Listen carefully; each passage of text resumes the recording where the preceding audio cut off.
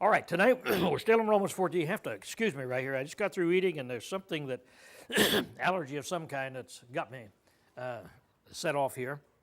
So it'll go away right here in just a little while. Chapter 14, when brethren differ. That's the idea that we've been talking about, and everyone is different.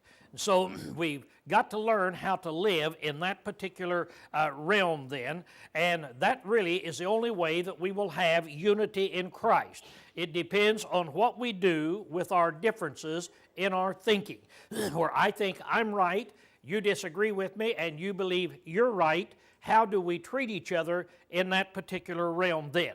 Now, we need to understand that even though we're going to be talking about judgment matters in this situation, that this chapter is a doctrinal chapter. That Paul is going to tell us, here is what you do. And if we don't do what he tells us to do, then we are disobedient to the doctrine of Christ. And so it's not just a matter of an option. Well, I think this is nice and I'll do this or I'll do that. But he tells us really what it is. That it's talking about sound doctrine. And if we're going to have sound doctrine, as we pointed out this last week, then we have to do what this doctrine tells us that we're to do. Last week, we spent a little time talking about that man operates in these two realms. That is, in the realm of where God has revealed His will, and in the realm of where man has his own opinion. Our problem comes in then when sometimes we take our opinion, we move it over into God's realm where we make it binding. Now, when we do that, let us look over there what happens. When we do it, we're elevating our private opinions to the realm of the doctrine of Christ. So it's no longer my private opinion, but now I am stating this is doctrine, so now I'm demanding it's doctrine of Christ. If I do this, then I'm demanding that you accept my opinion as part of the law of Christ. And of course, that's a problem then. When you say, well, that is not going to work. Now, on the other hand, sometimes we take what God actually says, His law, and we move it over into the realm of liberty. And we say, now, God said this, but we're free, we have liberty to do it.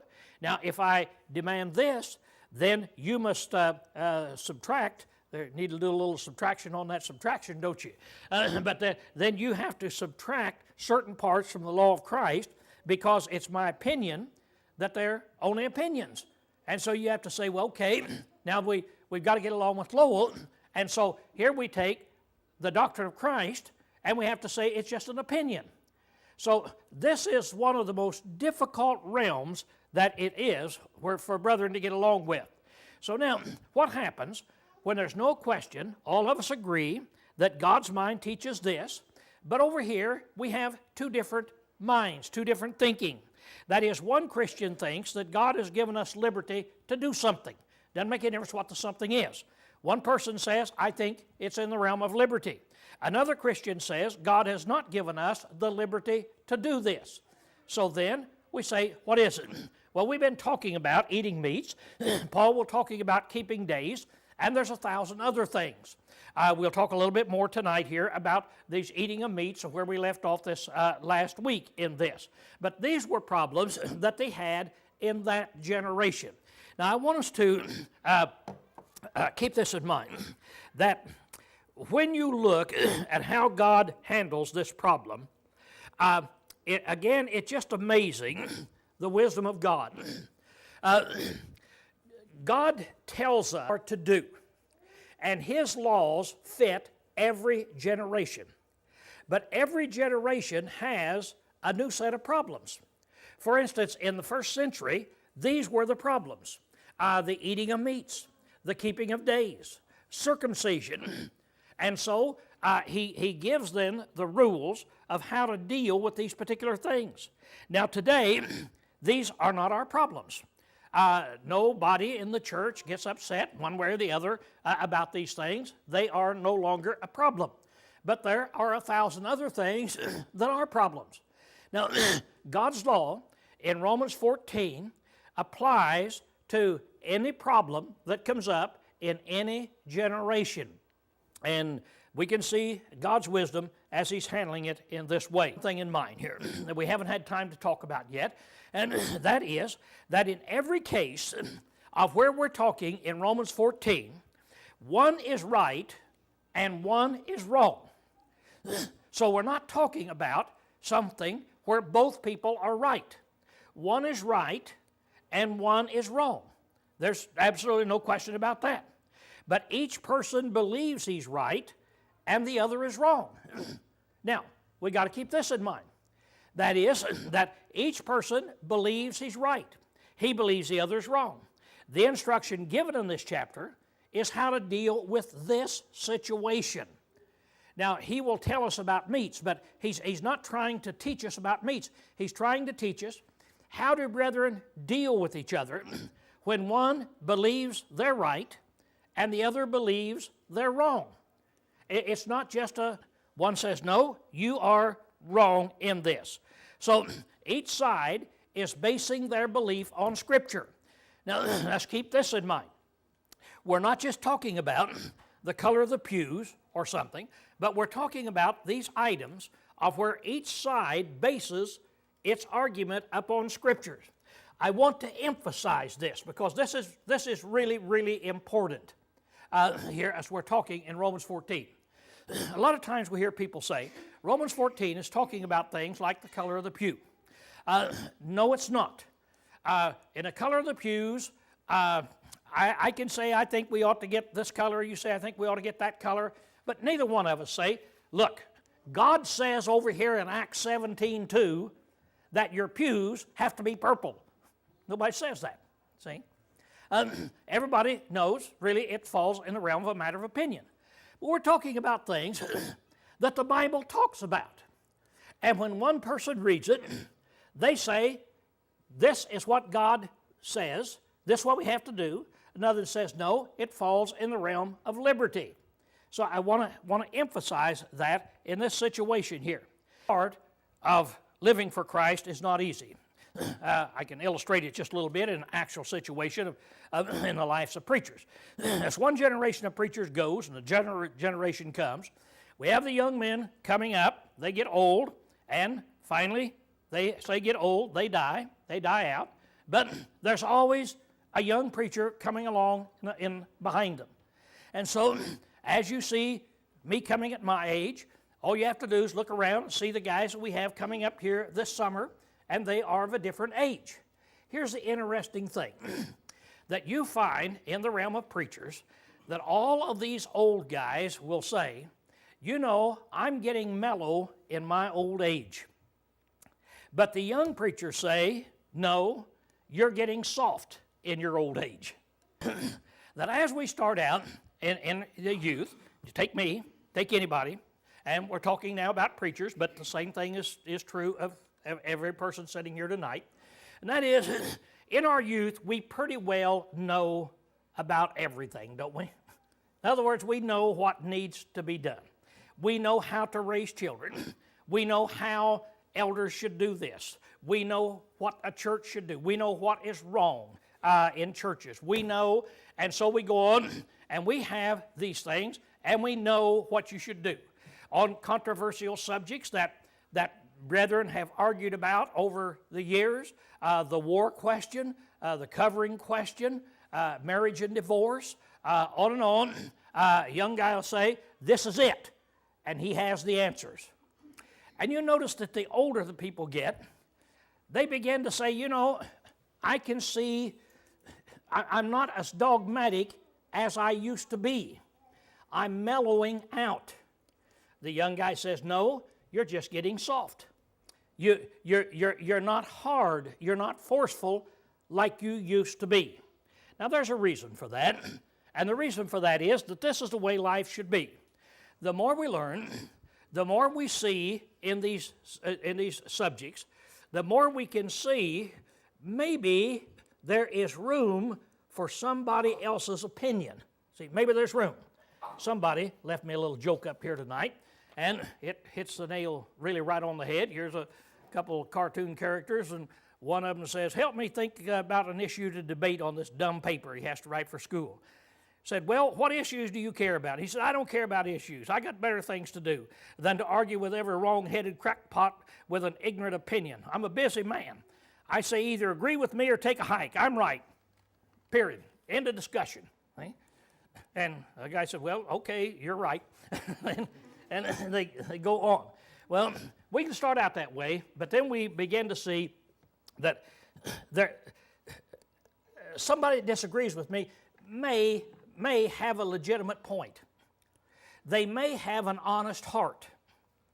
They just may have an honest heart instead of having an ugly heart because they disagree with me. And we see that. And we see it in every realm of life. Now, in these Bible doctrines, God knew that when He gave us laws, that there would be certain things that would cause certain problems. And we're going to look at it. And here it is in the eating of meats. Now that's the thing He's going to talk about in Romans 14 when we get in the text, because that was their major problem.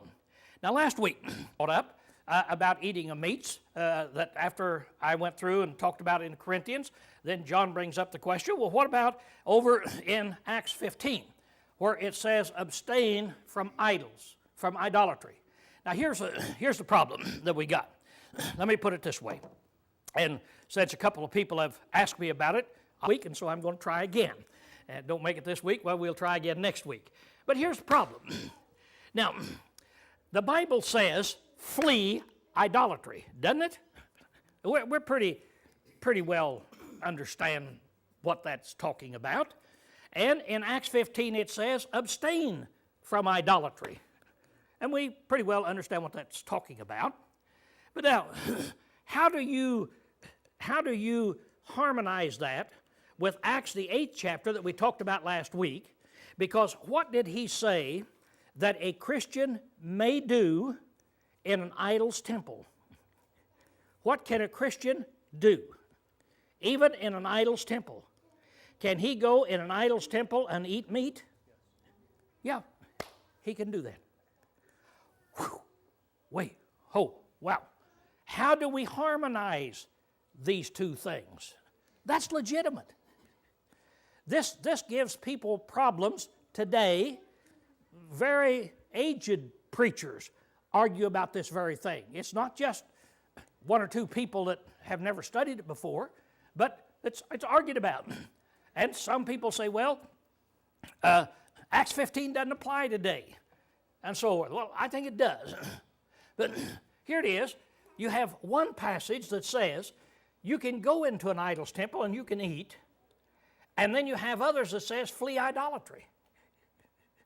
Now, what are you supposed to do? Well, here we have Raleigh and I again, a big fight. And that is, I say, you can go into an idol's temple and you can eat meat. And Raleigh said, no, you need to flee idolatry. No, Raleigh, I'm not committing idolatry when I go in there. He says, yes, you are. I think you are. You can't go in there. And we're back and forth. Now, here's the problem. Can I quote a scripture to uphold my position where I can go in an idol's temple and eat meat in 1 Corinthians 8? Yeah. Can Raleigh uphold his position by reading in 1 Corinthians 10, it says flee idolatry? Yeah. Now, the only reason he can't see my point is because he's not honest. If he were honest, he would be able to see my point. Now, is there any other reason? So you ask Raleigh, and Raleigh's explanation is, well, Lowell is the one that's not honest. If he were honest, is there any other explanation that we might have? Could it be that one of us is not mature enough to be able to see the real truth in this? Now, I want to throw this out. Can you go in an idol's temple and eat meat? You either can or you can't. Either I'm right or I'm wrong. I want you to keep that in mind, see, in this. But let's now go back, and since the question was asked, we'll try to put this kind of here. In Acts the 8th chapter, and down in verse 4, in 1 Corinthians chapter 8 and in verse 4, where Paul here is talking about going into this idol's temple. Let's note how he starts out. We'll note the word here that he uses in verse 4. Concerning, therefore, the eating of things sacrificed to idols. Now, what he says is, this word up here, you can see it. These are the Greek. This is the way you'd spell it in Greek, only it's English letters. Now, idol is adon, adol in here. And that word means something you see. So an idol in Greek means something that you can see. Now, as I look up to see Zeus, I can't see. So I want something down here to represent him that I can see. So I make me a little figurine that represents my God up there, and this then becomes an idol. It's something I can see. And so then I put my attachment, adoration on this idol. When I'm doing it, I'm showing then this veneration to Zeus. Now, the word really means, it's talking about the eating of things of idolatrous sacrifices. Paul's saying, now I'm going to tell you here in Acts 8 what it's like to eat things that have been offered in idolatrous sacrifice. Idol means here an image of a heathen god or a false god, Thayer says. And you can see the last part of that word, the thuo, means to sacrifice, to slay, or to slaughter. So it's the slaughtered things to idols. So that's what Paul said. We're going to talk about the slaughtered things to idols. Now, let's get kind of technical in here. Something about idolatry. He's not saying, I want to talk to you about idolatry. I want to talk to you about the technicality of whether you can eat things that are offered to idols. See, this is the thing that he's talking about. Now, to make his point, Paul goes ahead to say that when you eat things that have been sacrificed to an idol, what happened to that thing? What happened to that meat when it was sacrificed to an idol? Nothing, see? Nothing. And this is what Paul is trying to tell us. Paul said you can go right into an idol's temple, you can sit down at the table, you can eat a steak that has been offered to the idol, and nothing is happening. You know nothing's happening. You know that there's no God up there. There's only one God. So when you're talking about can you eat things sacrificed to idols, yeah, sure. That's what he says. This is, of course, my words. By reading further in the context, it shows that Paul illustrates a believer sitting in the temple, eating food that's been offered to an idol during the feast. He is sitting and eating in the temple where others are committing idolatry. So he's saying right in there, everybody else, 1,000 people, 999 of them are committing idolatry. This one Christian is not. Now, is that possible? Yeah, that's what he says. He says it is. But now then, let's look at the expediency of the thing. If somebody comes along and they look over and they see you eating that steak along with those 999 people, what do they have every reasonable, logical right to conclude in that generation? What are you doing? Would it be possible for them to look around and say, okay, everybody in here is an idolater except Cal. Everybody's eating your steaks. He's not committing idolatry. No. We're all doing the same thing. So when you look at the expedience of the thing, then you start seeing things. Paul's talking. The believer is not eating things to idols, that is, not idols, which would have been idolatry, but he's eating things which have been sacrificed to an idol. Paul is showing that since there is no actual God, nothing really happens when the meat is offered to him. It is offered to a nothing. Therefore, a Christian may eat it. So the question is, not whether you can engage in idolatry in 1 Corinthians. What is the question Paul's dealing with? Can you eat things that have been offered to an idol without engaging in idolatry? See? That's what he's dealing with. And that's what he says, yeah, that really is a possibility. Then he shows why a Christian should not exercise this liberty. He's not encouraging you to go in and do it. He's showing you, now here's your problem. You're a Christian knowing this, but what happens when a person that's just been converted out of idolatry and they now see you sitting in there eating this meat? What do they have every right to believe about you, a strong Christian, somebody they admire, somebody they're going to use as an example? What do they have every right to believe? That you can eat these meals offered to this idol. They sit down, they have a meal in honor of the idol, they've sinned, they're lost, and it's your fault. And so he said, in other words, he says, you shouldn't do it. Now here's the question, and here's the technicality I want to get at. Paul is dealing not with whether you can commit idolatry. He's not even touching that. He's dealing with the question, can you eat meats that have been offered to an idol? Or when meats are offered to an idol, are they polluted? See? And so he uses this extreme case in this particular situation. And then he ends up saying, but now, here's what you better watch out for, because a weak brother would have every right to believe that you're doing this. So, in every generation, there are many things a Christian may do, but should not do. Now, I could give you an illustration. Is it wrong to drink a Coke? Put it this way, have a hamburger and drink Coke. I suppose all of us say, no, it's not morally wrong. Okay, can I go up to the local tavern at 10 o'clock tonight and go in and set up at the bar and have a Coke and a hamburger? Yep, sure can.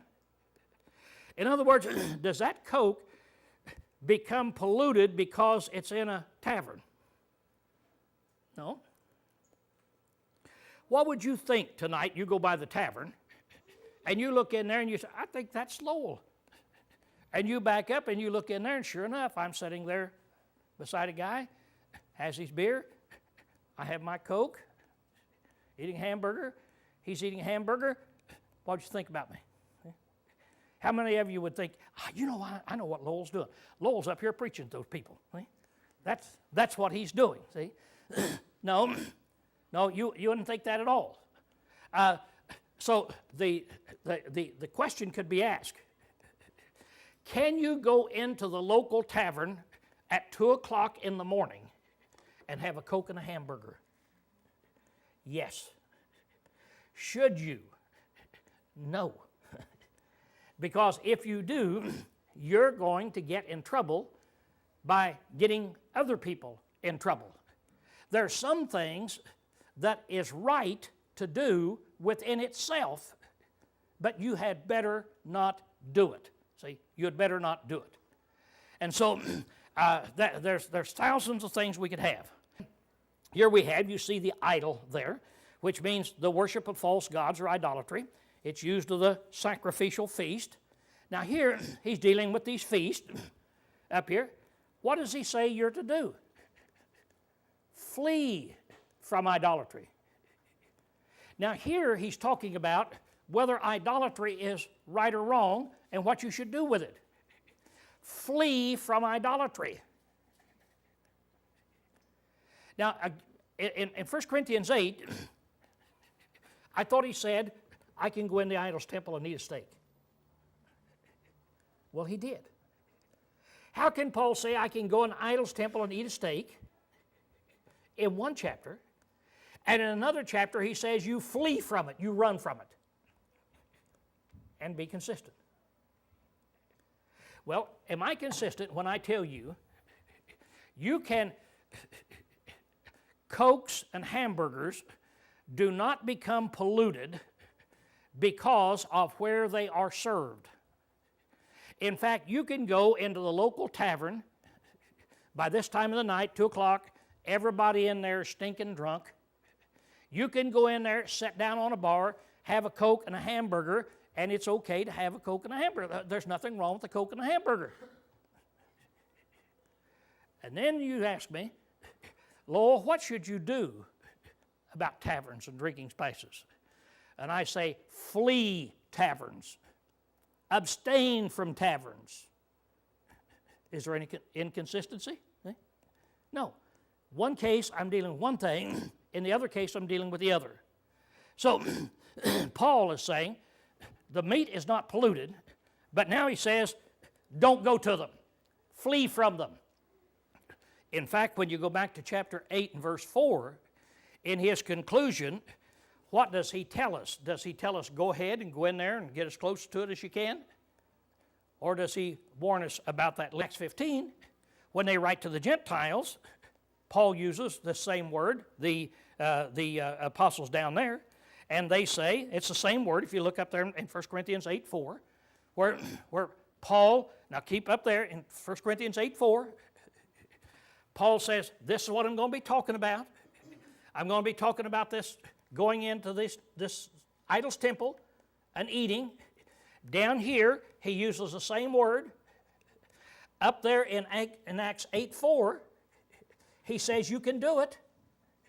Down here he says you abstain from it. What's the difference? Let me go through it again. In 8:4, he says you can do it. He's talking about the eating of meats offered to idols. When meats are offered to idols, does anything happen to the meat? No. He said you could even go into an idol's temple, sit down, eat the meat while they're having their feast, and you know there's only one God, so nothing's happened. He said, but you better be careful because, and he warns them, now down here he says, abstain, don't do it. So it's just like me telling you about tavern. Yeah, you could go in a tavern 2 o'clock in the morning, have a Coke and a hamburger. Don't do it. See? One case I'm talking about, is the Coke and the hamburger polluted, unlawful because it's in a tavern? No. But the next thing here is, I'm saying, don't go in. Stay away from it. What should I do with drinking establishments? Flee, run, stay away from them. That's what Paul is saying, see. So I don't see any inconsistency at all as we look in here at this. But I see how people read one verse and say, how does it harmonize with another? Do you see? Now, is there any question on that? Okay, if not, let's continue on. In 1 Corinthians 10, deals with another thing, and that is, here he's dealing with everyday family affairs. He's not dealing with going into an idol's temple, but he's dealing with tomorrow when you go down to the meat market and you buy meat, do you have to go down and find out whether it has been offered to an idol? Well, he's already dealt with that back in chapter 8. No, just buy your meat, eat your meat.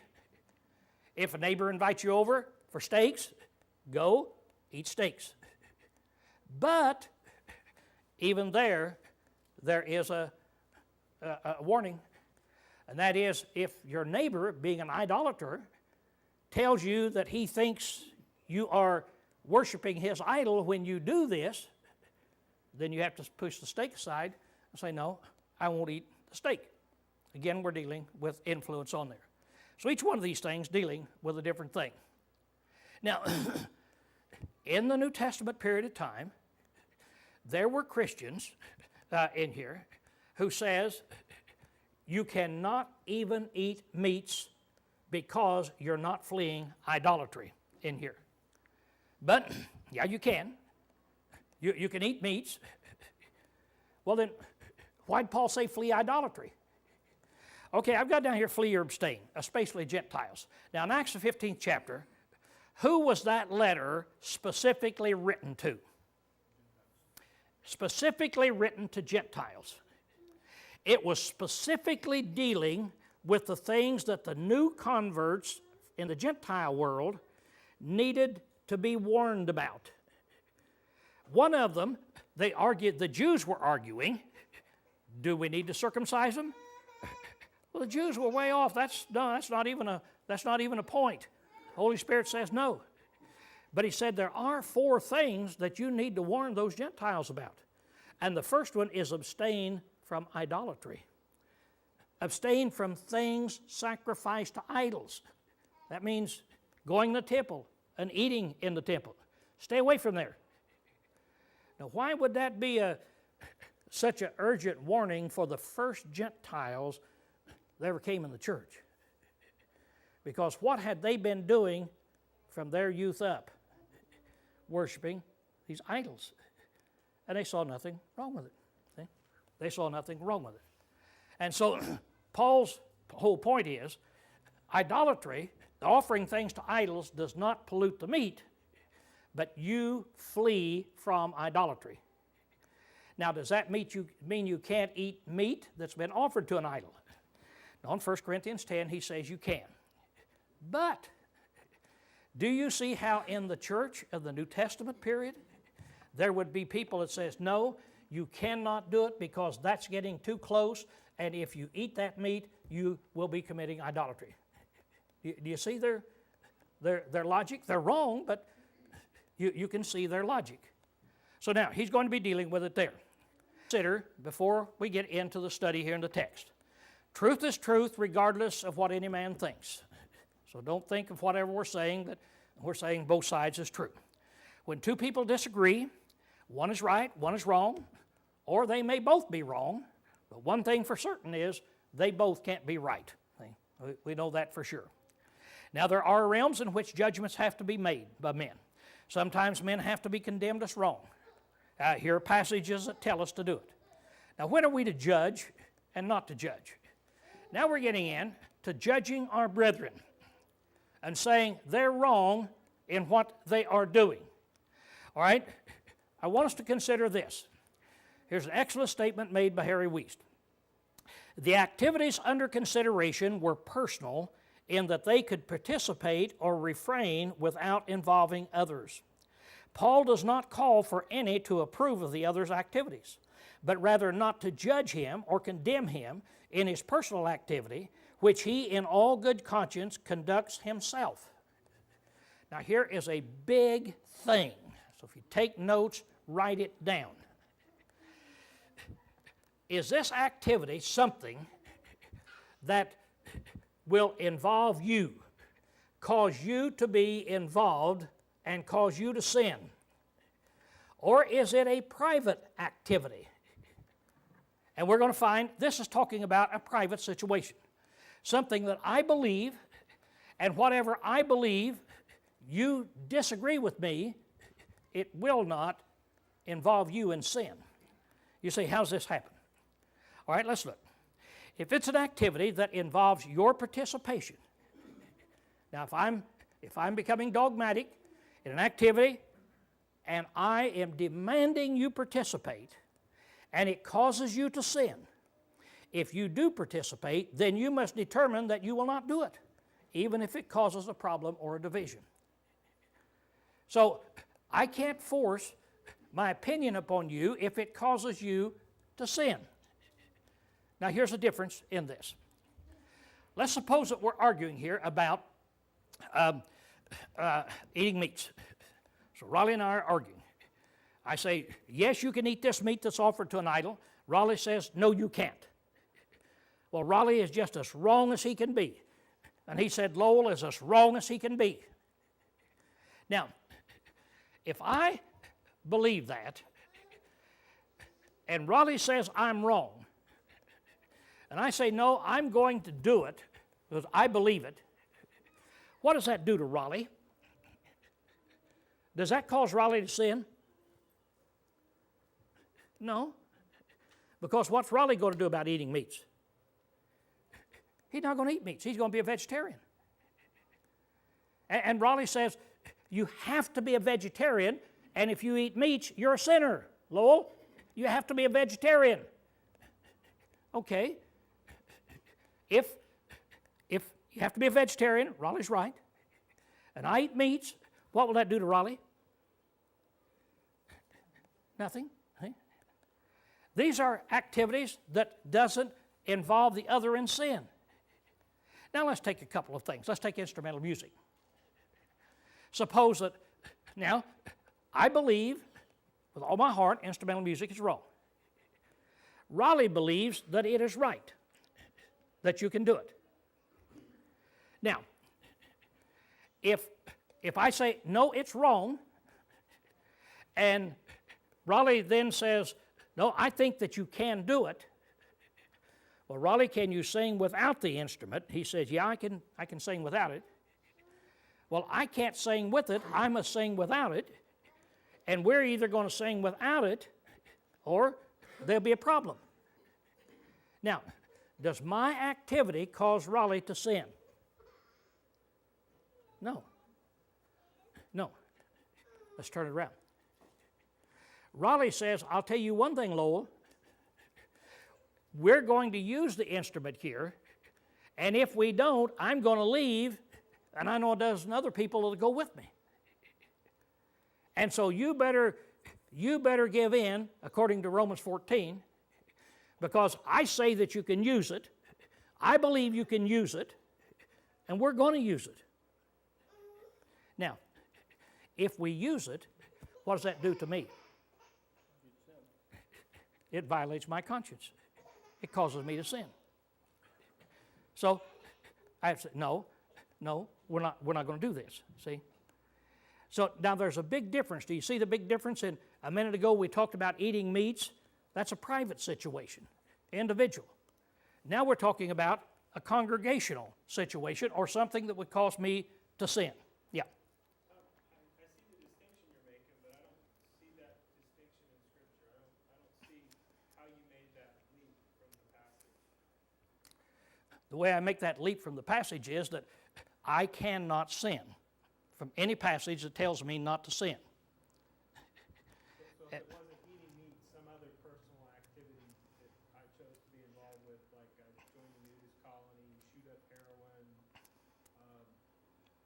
I don't know, there's lots of things that I can do personally that don't affect other people, Okay. but are totally sinful activities. So Okay, but what we're talking about here, now we would have a big discussion on this, but what we're talking about, if you're talking about shooting heroin or something that's in here, if I say, no, you can't, see, no, you can't, and you say, yes, I can, your participation in it doesn't affect me. See, it doesn't affect me. Now, the only reason that I would become involved with you in there is because you're in a situation where it's obvious that we're in a wrong. Well, but it will be after all of us get through with you. Talk. well, the majority rules don't No, yeah. People's opinion, the majority does have something to do with right and wrong. Yeah, it certainly does. No, minority and majority doesn't bind it. But I'm telling you that there is a difference between a minority and a majority. I had a guy one time to tell me, Lowell, I respect you, and I think, as far as I know, you're perfect. I agreed with him. With one exception. And his one exception is, I didn't smoke marijuana. And he said, if you would smoke marijuana, you'd be absolutely perfect. See? That actually happened, see, in there. And so, and he was convinced that, yeah, smoking marijuana, it enhances you, it makes a better person out of you in every way that's in here. And no, it doesn't. And I didn't say it's okay for you to smoke marijuana. It ended up that the kid, I forget now what all happened to him, but it was a terrible mess down in San Francisco in here. But Yeah, when you look at things and you see how people in any nation view a certain thing, it does have a great effect upon it. I could quote you Now, down a majority of congregation, and you'd be right, they'd be wrong, but you'd be in the minority. So I'm trying to well, understand this. I don't mean to be argumentative. I'm just trying to see this. yeah, you are argumentative. That's just by nature, though. Okay, here's what I'm trying to say, Mitchell. That's not what we're talking about in here, in this chapter. That's not what Paul is talking about.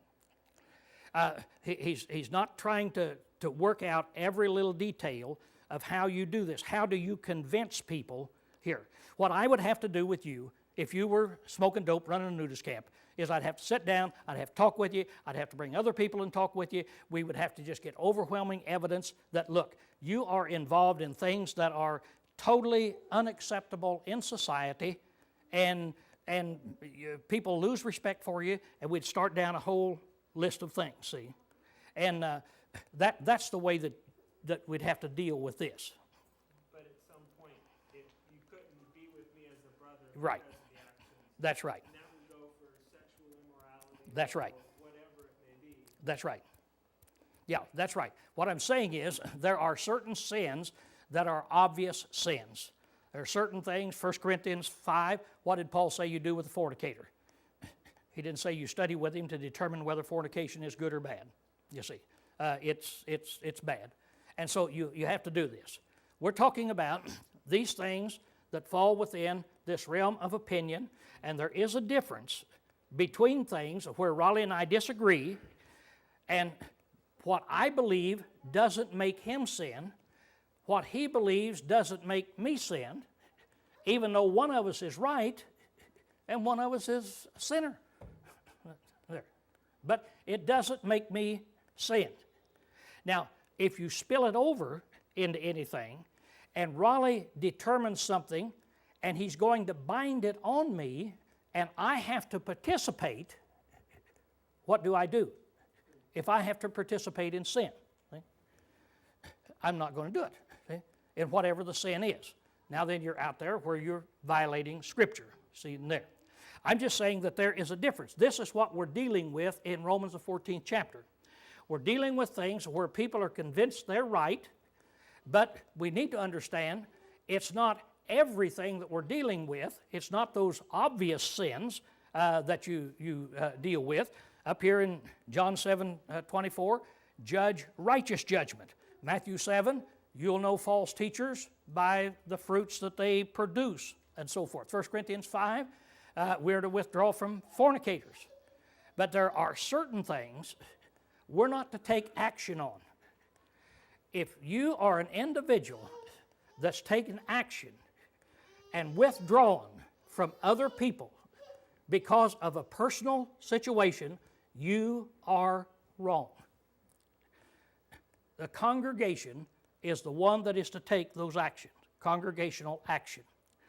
And so it's not an individual's right to make a decision, this person's right, this person's wrong, this person's going to hell, this person's not, and here's the action that I will take. We're talking about the individual situation that is in here. Now, who are the strong and who are the weak? I've only got a couple minutes, but this right here is an interesting thing. When we talk about the strong, we're going to talk about the strong and the weak. What do you think about when you talk about the strong? Who are the strong ones? Well, we generally think they're the ones that know what they're talking about. They're the doctrinally correct people. And the weak ones are the babes in Christ, or the people who don't know, and so they are doctrinally wrong. But that's not what the Scriptures talk about in here. That's not it. Now think about this. When we get talking about the strong and the weak, if the strong refers to those who are doctrinally correct, then nobody would refer to themselves as the weak. The reason, all the ways of a man are clean in his own eyes. Every one of us think that we're right. See? If Raleigh and I are in this big controversy, who's the strong one and who's the weak one? See? You're the weak one. And Raleigh would say, no, Lowell, I'm the strong one. See? that's in there. But we all think we're right. I just ask you, who in this audience believes you're practicing what is wrong? Who in here believes that what you believe is wrong? You say, no, I believe that what I believe is wrong. And so I'm going to keep on believing what I believe is wrong. Well, I can't talk with you then. No, that doesn't happen. Now, if nobody refers to themselves as weak, then there's nobody to receive the instruction to the weak and the teaching is vain. If Riley and I both think we're strong, Paul says something to the weak, well, I'm the strong one. Riley says, no, I'm the strong one. What are we going to do about the weak? Because there wouldn't be any like that. Now, the Scriptures doesn't deal with it in that way. What saith the Scriptures? When we start studying here in the text, what is it? Who are the strong and who are the weak? The strong versus the weak. Here's what we're going to find. One Christian thinks that God has given us liberty to do something. That's going to be the strong Christian, whether he's right or wrong. One person who doesn't believe you have the liberty to do something, that's the weak person. Now, even if the weak person is right, that's what Paul is going to say. The strong, as he says, are the people that believe you have the liberty to do it, and the weak are the ones that do not believe that you have the liberty to do this particular thing. That's kind of interesting when we get into the text that is in here. Now, this doesn't identify which is right and which is wrong. However, Paul will tell us later in the eating of meat, but whether you're strong or whether you're weak, that doesn't mean the strong are right and the weak are wrong. And so us right guys are to give in to the weak guys. What does he say the weak guys are to do? They're to give in to the strong guys. Now, here's a question that's kind of interesting, and then we'll close. Time's up. Who must bear the greater burden in Romans 14? Who does Paul lay the greater burden on? Is it the strong or is it the weak? Does he call upon the strong to carry the major burden or the weak? Which is it? Now, the strong believes it is liberty, and the weak believes it is doctrine. Remember, the strong believes you can eat meats. The weak believe you cannot eat meats. And Paul says, in this particular case, to the strong, don't you argue with the weak over this. And to the weak, don't you cause problems with the strong, you accept them. Now I want to know which is the hardest to do. If you believe something is liberty, and you say, well, I'll give in to the other person, or if you believe something is doctrine, and you're going to give in to the other person, which is hardest? It's a doctrine, isn't it? See? That's the big one, and that's the weak. Is going to have to carry the stronger burden in this thing. And the reason I'm laying this groundwork is I think this is just opposite of what we generally go into this chapter thinking about as we go into it and looking at it. Okay, next week then, we'll start out with the text. We'll go into it. We'll make these applications, talk about how various applications can be made and what we need to do. And I think all of you understand I was just joking with Mitch when I said that he's argumentative. I want you to ask questions in class. I want you to feel free to do it, and let's discuss it very best that we possibly can. Okay, class dismissed.